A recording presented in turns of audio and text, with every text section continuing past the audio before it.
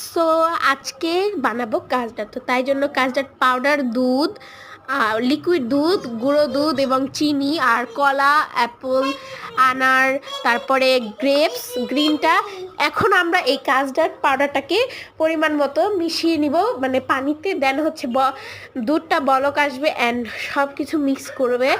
আমার আম্মু না পরে আর সিনটা মিলাতে পারেনি, তো মূলত এটা আমরা 2 দিন আগে খাইছিলাম, ভিডিও আজকে ছাড়তেছি। কিন্তু এই যে যে ভিডিওটা এখন দেখতে পারতেছো এটা মূলত আজকের, আর সেদিন হয়েছিল পাতলা, আজকে হয়েছে ঘন, এটা তোমরা দেখতেই পারতেছো। আর আজকে সেদিন যেহেতু করা হয়নি ভিডিও, তাই জন্য আজকে আবার মিক্স করার ভিডিওটা দেখিয়ে দিলাম।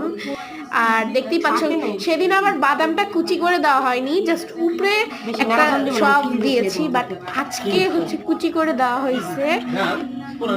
তো দেখতেই পাচ্ছ কত ঘন হয়েছে এটা, আর ওইটা পাতলা হয়েছে ভাই অনেক। তো দেখো